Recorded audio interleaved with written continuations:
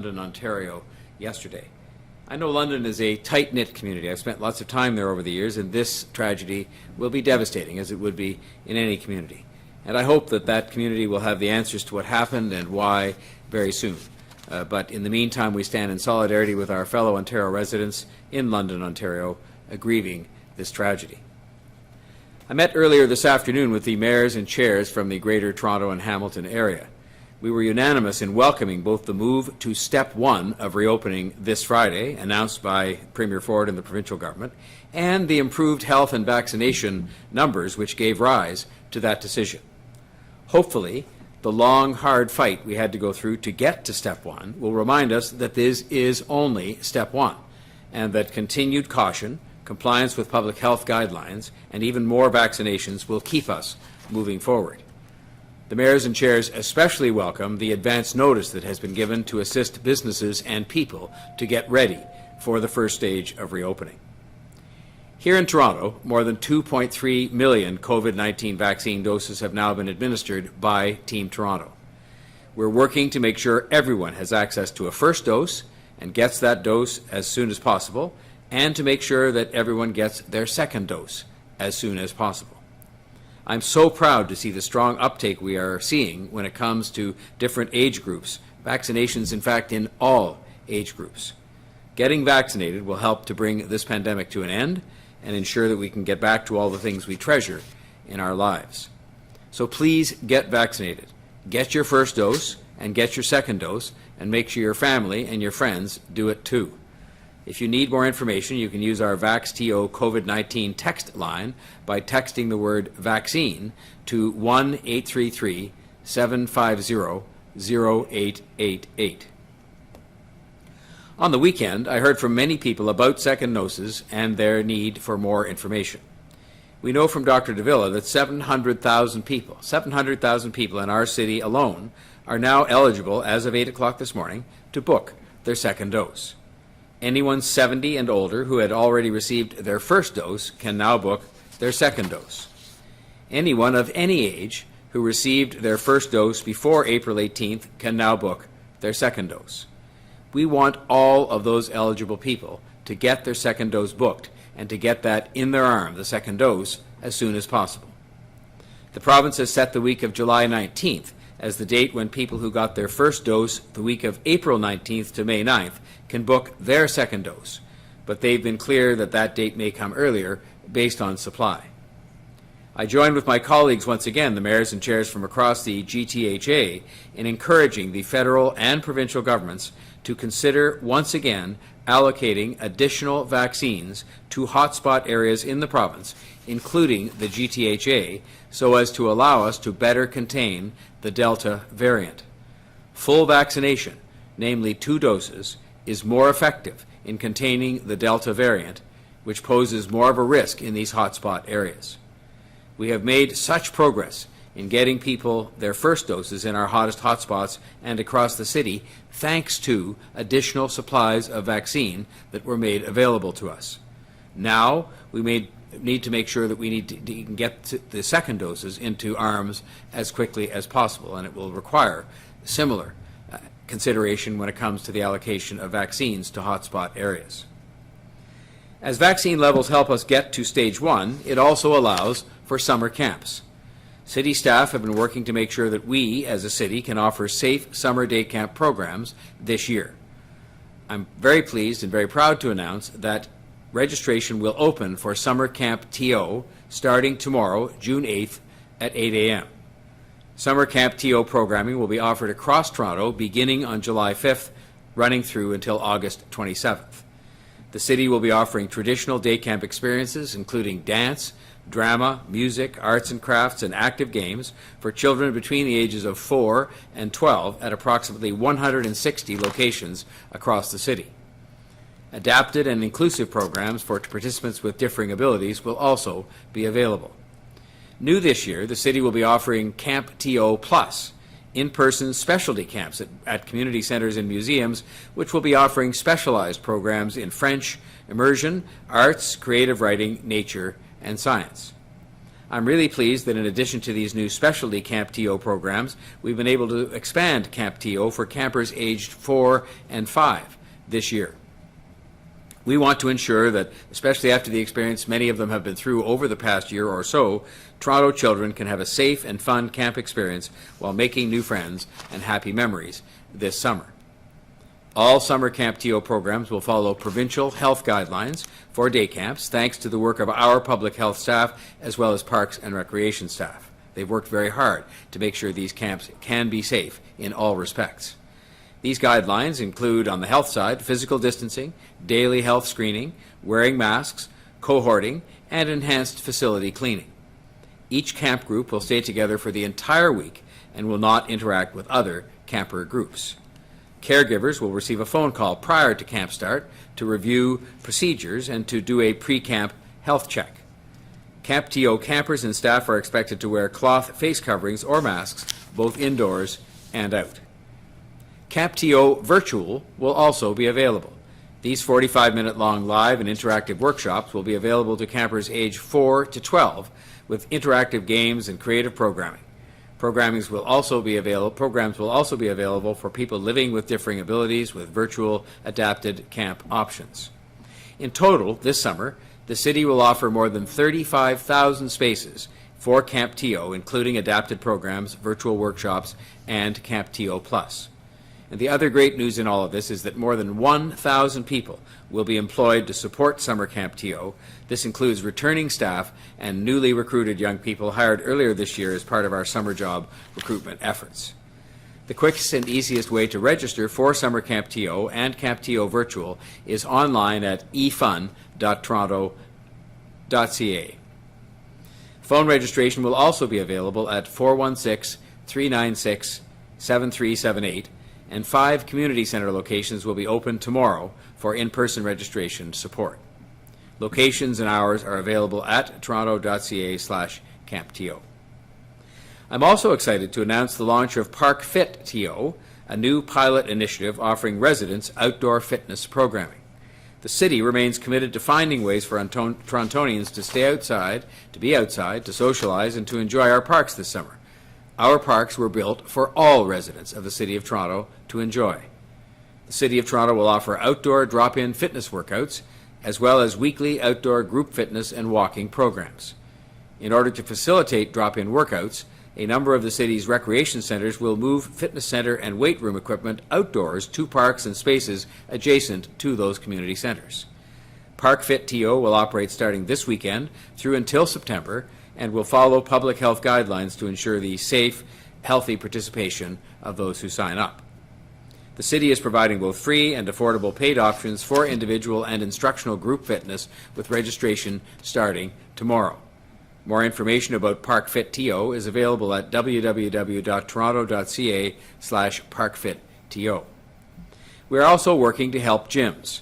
In recognition of the increased need for exercise and to assist businesses so impacted by COVID-19 to date, commercial permits for private businesses who want to offer outdoor fitness, yoga, or martial arts classes in park spaces will be available free of charge this summer. The permits will be available free of charge.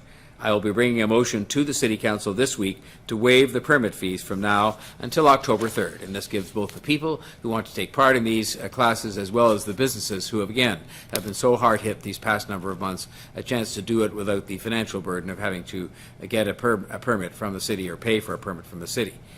The permits that they will get, permit holders will be required to comply with current provincial restrictions, including gathering limits and restrictions around amplified sound. We are waiving these fees to encourage people to get these permits so we can manage the space, so they can confidently plan outdoor classes, and to be of some assistance to these businesses. City crews are also working to open all water fountains in the parks. We have more than 700 water fountains in the city, and ones not attached to public washrooms have been closed throughout the pandemic based on public health advice. Toronto Public Health has now advised our parks officials that they can proceed to open fountains with a risk mitigation approach that includes signage nearby those water fountains. I want to thank city staff for working together to find a way to open these fountains. We are working to make sure that it's a great summer for Torontonians, for all people, for kids and for kids of all ages, as they would say, right across the city. I want to thank our very hardworking city staff. They've had to, in many cases, turn themselves around on a dime to get things done quickly, to adapt to changing restrictions at all different levels, and to make sure that they use their imagination, their innovation, their hard work together with public health to design safe programs so that we are safe in every respect, but of course including in particular public health given the events of the last number of months. These are programs that I believe will make a real difference in people's lives as we all work to bring the pandemic to an end. It's now time for Dr. Davila's report for today. Thank you, Mayor Tory, and good afternoon. Today, I'm reporting 3 days of data, so 394 new cases of COVID-19. That's a daily average of 131 new cases. 713 people are in hospital, 211 people are in the ICU. And I'm saddened to report 15 deaths today. June is a week old, and I've reported to you a total of 42 lives lost. While our own prospects are brighter, this is a reminder that COVID-19 is still something to be taken seriously, and how getting vaccinated is our best protection from it. As of this morning, more access than ever is open to people seeking to book their second vaccination. It could not come at a more important time. All indicators have changed significantly since the peak of this wave. It is good news for all of us that access to second dose booking has expanded as of this morning, so that people can complete their vaccinations and be fully protected. As the Chief will tell you in his upcoming remarks, we understand that already we are seeing a brisk response to the increased access in terms of people trying to book. Overall, getting vaccinated has never been more important, and we have more options than we've ever had in this extraordinary vaccination campaign. This is important because for most of the pandemic, I've tried to persuade you that to prevent the spread of COVID-19, we needed to keep apart as much as possible. Now, we are in a position where we have to come together around the common need to be vaccinated. Overall, there is an impressive performance by Toronto.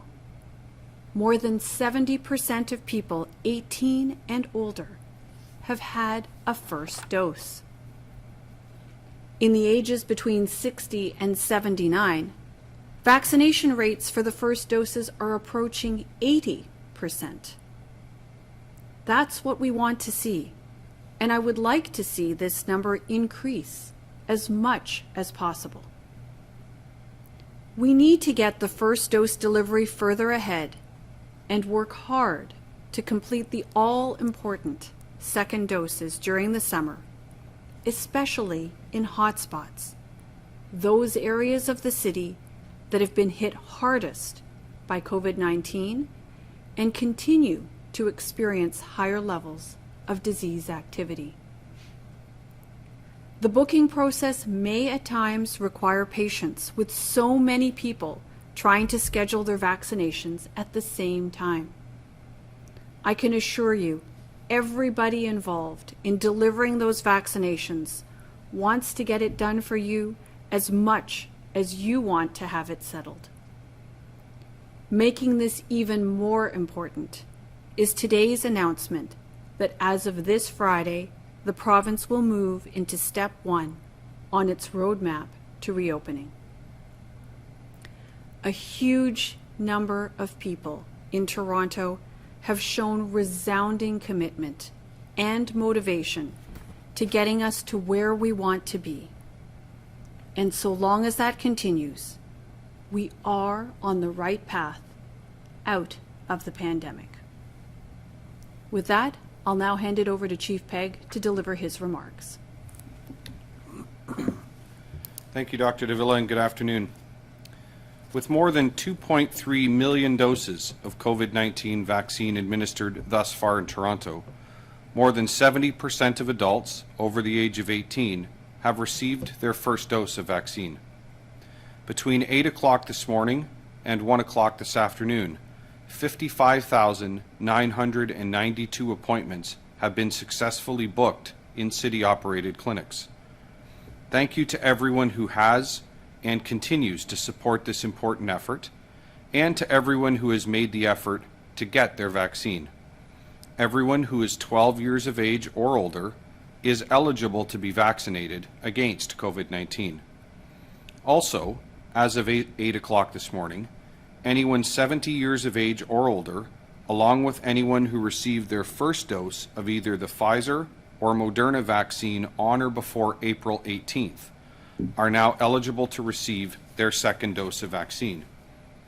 As a reminder, we administer the Pfizer vaccine in all 9 city-operated vaccine clinics.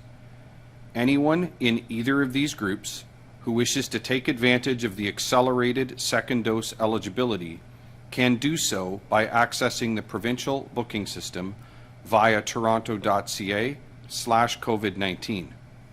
The provincial booking system has been updated with a clear and intuitive process for booking an earlier second dose of vaccine online.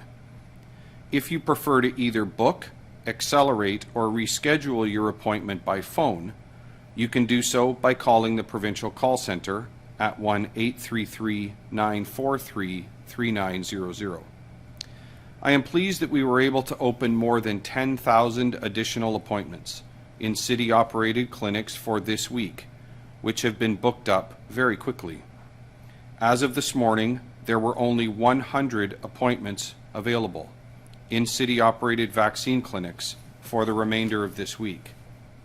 Based on current vaccine allocations, our clinics are also nearly fully booked for the week of June 14th, although there are still appointments available for the weeks of June 21 and June 28. Between today and July the 4th, based on current vaccine allocations, and as of early this afternoon, there are approximately 14,000 appointments available in city-operated vaccine clinics.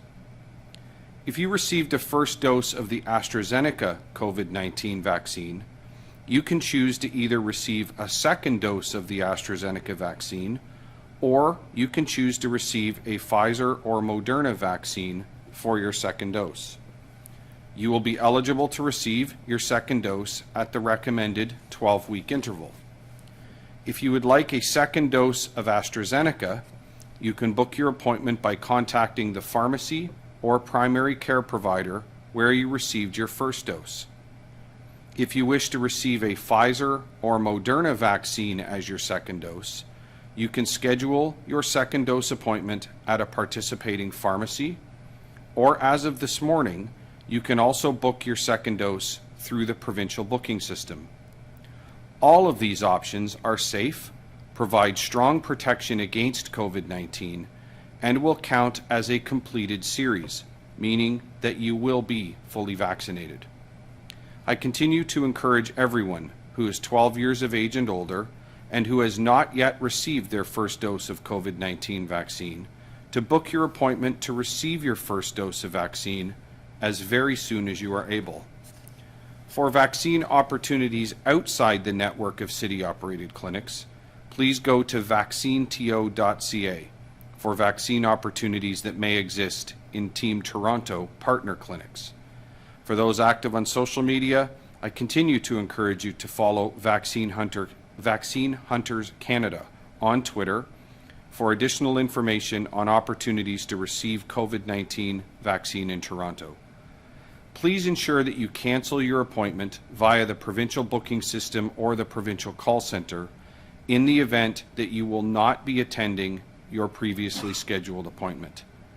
Thank you for all that you do to help stop the spread of COVID-19 in our city, and please continue to monitor toronto.ca/COVID-19 for the most up-to-date information on vaccination in Toronto.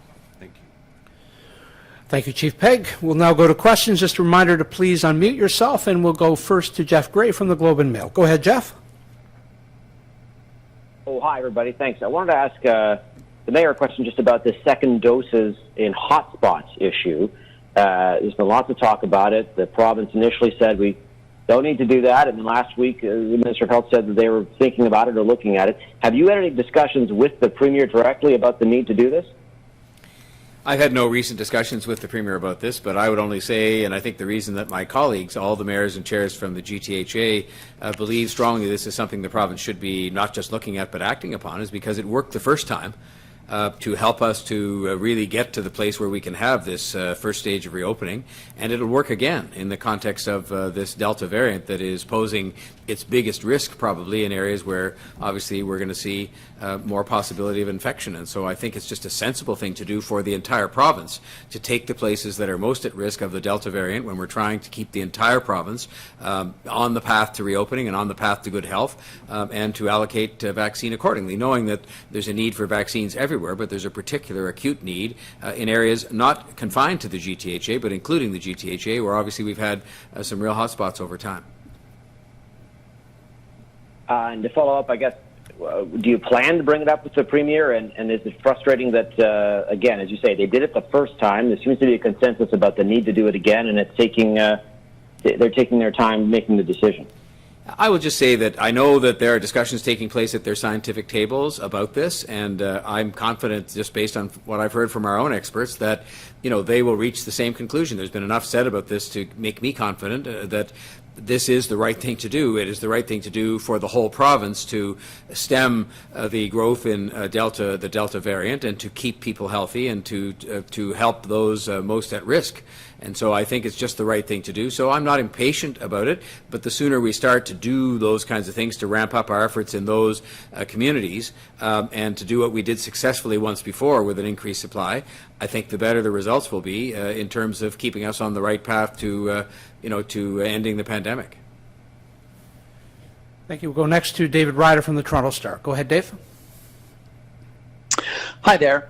Question, I think, for both Mayor Tory and Dr. Davila is that in the past, we've kind of gone through this before where the province says we're ready to reopen. You guys have said we support it. And then later on, experts have said one of the reasons we keep having wave after wave is that we reopen too quickly. So I'm just wondering what this time is guaranteeing to you that, in fact, we are ready to reopen and that this is not going to hasten more cases and possibly a fourth wave. So, David, thanks for the question. I think what we can say here is that the province has put out a detailed plan for reopening that has a very methodical approach, and it takes into consideration a number of important factors. First, it takes into consideration vaccination coverage, which is something different this time around, and it's a significant difference relative to our previous experiences.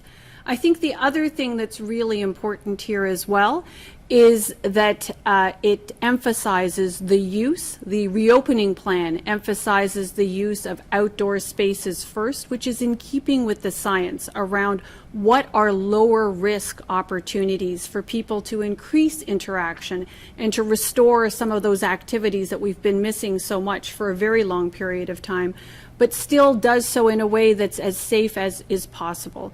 And I think finally, my observation is that the people of Toronto and arguably the rest of the province have had the opportunity to really understand, what behaviors, what self-protective measures they can take to help reduce the risk of ongoing transmission while we continue with vaccination efforts, which of course we can't emphasize enough as an important part of the reopening plan. So I think when I look at all of these things together, and hopefully we'll have that opportunity to continue to monitor as we approach step one and move into step one, we can take the time, observe, make sure that those mitigating features that I've just described are actually having the desired impact in terms of reducing ongoing transmission before proceeding to the next step. I think following that very methodical approach is a good thing, and something that we're going to continue to speak to our provincial partners with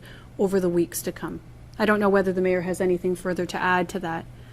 Only to say that that answer that you just heard from Dr. Davila is these are thoughts and areas of expertise that were shared with the province in the development of their plan, and they were, I think, quite good about consulting and having a plan that is as described by Dr. Davila, something that is concise, it's straightforward, it has very definite time periods on it, and so on. And I think that gives us a much greater chance, together with the advent of vaccines and together with, you know, what has been pretty good compliance by people in recent times, a chance to be able to stick to the plan. And I think that's what's important at this stage, is that we now all stick to the plan. It's not just the province sticking to the plan. It's not just Toronto sticking to the plan. It's everybody sticking to the plan, all 15 million of us, but I'll start with the 3 million people that live right here. And, you know, there are good signs in that regard, because I think people very much want to see us reopen and allow them to get back to as normal a life as possible, knowing that we're not through this yet. Thank you. My follow-up is, I think, just for Mayor Tory, unless somebody else on the line wants anything to add, which is there was a lot of anger over the weekend about people going to park facilities and finding that washrooms that were supposed to be open appeared to be closed. Parents with kids not able to take their kids in. Water fountains closed when they'd be open, say at Ontario Place, but not in the city. Was there a major kind of screw up? Like, why was there so much? Why were there so many services people expected to be open that weren't? Monday morning staff meetings are sometimes, you know, feature me asking questions about things that I either saw or heard over the course of the weekend. And I asked this morning about the washrooms, and I was told that the washrooms were open, except for those that are required to be closed because they're broken down or otherwise in the midst of having repairs. Now, one thing that does happen is that the washrooms do close at dusk. Needless to say, it's not possible to have a person closing those washrooms, every single one, at the moment of sunset. So there are people that are on a shift, so some will close slightly earlier than that, some will close slightly later. But the bottom line is that I was told this morning that the washrooms were open, except for those that were in a state of getting repaired. I will also say, with respect to the water fountains, I dealt with that in my remarks.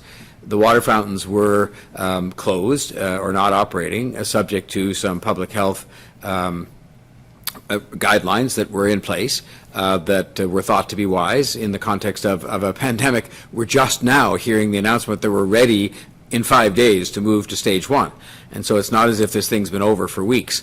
And whatever is going on at Ontario Place is interesting, but our public health officials have the responsibility to give us advice on when they think it is safe for these things to be open. They've now given us that advice, and the water fountains will be open. And I'm sorry, because it was a very hot day on the weekend, that people didn't have access to those water fountains, but I think it's much more important when they have access to them. It is safe, and there will be signage put up now to make sure it remains safe even when they're open. But I think we're doing our very best to make sure we maintain that balance between the convenience that people expect from a wide variety of city facilities and services, and public health, which we don't want to slide backwards. We want to make sure we keep moving forward. Okay, thank you, Mayor Tory. We'll go next to Jane Stevenson from the Toronto Sun. Go ahead, Jane. Hi, Dave just asked the question about water fountains, so I'll proceed to my next question for Dr. Davila, if I may, about the Delta variant. Doctor, can you talk a little bit about your concerns with that specific variant, and are you confident in the efficacy of the 3 vaccines we've been talking about today in fighting against that variant? So thanks, Jane. Certainly the Delta variant has been the subject of much discussion, as you can imagine, in public health circles all around the world. Certainly we're hearing quite a bit from the United Kingdom. They're a little bit ahead in terms of their experience with the Delta variant, but you've also heard about Delta variant here more locally in and around the GTHA in particular. So certainly there is some reason for concern. We are hearing from our colleagues in the United Kingdom that this variant is more transmissible, you know, anywhere from 40–50%-ish more transmissible than the variant that created the 3rd wave here. So certainly that gives rise to concern, but we are hearing as well that there is some, evidence to support the effectiveness of vaccines, the vaccines that we're using now, particularly as people become more and more fully vaccinated against COVID-19. Hence, you're going to continue to see us, and I would imagine our colleagues all around the province and indeed around the country, really focused on making sure that we're getting vaccines out as quickly as possible, both the combination of first doses where those need to be delivered, and as well as quickly as possible and in the appropriate time frame, those second doses. And as I mentioned in my remarks, of course, we want to make sure that we're providing those vaccines especially to hotspot areas, just given that they've had, more activity and have been more significantly impacted by COVID-19. Thank you. Okay, Jane, thanks so much. We'll go next to Derek Dio-Narain from the CBC. Derek, go ahead. Thanks so much, Brad. This first question is for Dr. Davila. What percentage of COVID-19 cases in the city is Toronto Public Health currently contact tracing, and how important is that testing going to be as we reopen? So, Derek, I don't know that I can tell you exact numbers right now, but certainly we always endeavor to, conduct our public health activities, whether it's in respect of clusters or outbreaks or individual cases, to the greatest extent possible. Very happy to take a conversation offline to give you very specific figures, but we recognize that as case counts go down, one, we're very pleased to see that, and two, it does actually make it far more achievable for us to engage in very fulsome case and contact management from a public health perspective. Thanks. And just to follow up, this question is for Mayor Tory. Obviously, there were reports of several parties and large gatherings over the weekend, Riverdale Park being one of the more notable scenes. Residents are expressing frustration with people, leaving garbage or urinating on their properties. They're just wondering if there's more that the city and perhaps maybe even police can do to prevent this kind of behavior. The police have a difficult job to do in a wide variety of areas, but the one thing they can't do is, govern human behavior of large groups of people sort of in advance of it happening. The best thing that could happen is if people just decided, and I think, to be truthful, I think the opening of, patios and other places where people can entertain themselves will maybe help relieve some of the pressure. But, people just have to decide they're not going to do something that is inconsiderate of the people who live around the parks or beaches and is, frankly, against current public health guidelines and against the law. It's one of those things where why would it possibly take the police hours to disperse people? I mean, I can maybe get the fact that some people would show up, and sometimes it happens spontaneously as a result of social media, to a party. But then when the police arrive and say, look, this party isn't on because it's too loud and it's too big, given health guidelines and so on, why does it take hours, and why does it take a lot of pushback from people who are being told without the police being unduly aggressive about it? I mean, it's a balancing act that I think they're performing very well, to say to people, you just can't stay here, you have to go, and they're not wading into crowds where it could be unsafe for them to give out hundreds of tickets. I think that could cause something far worse. So in the end, we discuss, because it's their decision in the end, but they inform us of their enforcement plans in advance of every weekend. We discuss those. We try to help them to calibrate those in an appropriate, balanced manner, so that we're not on the one hand having too much policing, and on the other hand we're not having too little. And we do the best we can, and they do the best they can. But people have to help out here. Hopefully these changes happening at the end of the week will assist with that. But otherwise, it's just people that decide they're going to be considerate. They're going to be just polite in the context of not leaving litter around. I mean, who does this? How would you feel if you looked out your window and saw somebody throwing, garbage on your front lawn? Well, this is our collective front lawn of the City of Toronto in the parks. This is our shared space. This is the only space that some people have who live in high-rise buildings and so on. And for people to treat it that way is just profoundly disrespectful and is kind of beyond comprehension. But we're working on it as best we can. Thank you. Our final question is to Natalie Johnson from CTV News. Natalie, go ahead, please.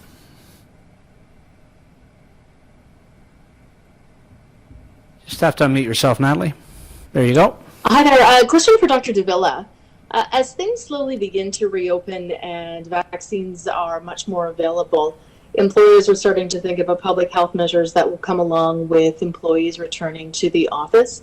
There seems to be a relative amount of legal consensus that employers can choose to require their employees to be vaccinated, with a few exceptions relating to medical or religious grounds. I'm just wondering, from your medical perspective, do you think that a requirement that employees be vaccinated is a smart public health measure as things begin to return to normal?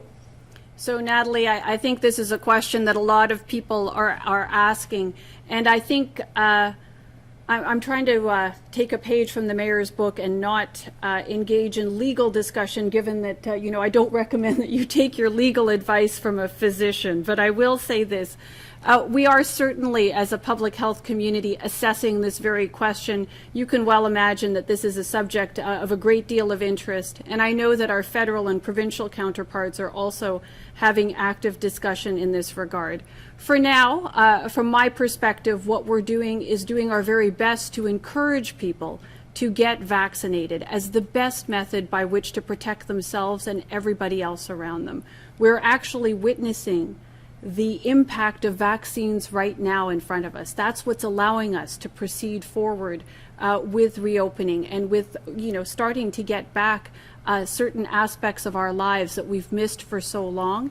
Hence, I think there are really good reasons for people to go out and get vaccinated as soon as they can, and you're going to continue to see me encourage people to do that. Okay, thanks very much. Okay, Natalie, thank you, and thank you all for joining us. That concludes today's briefing. Our next scheduled briefing will be this Wednesday, June the 9th. Stay well.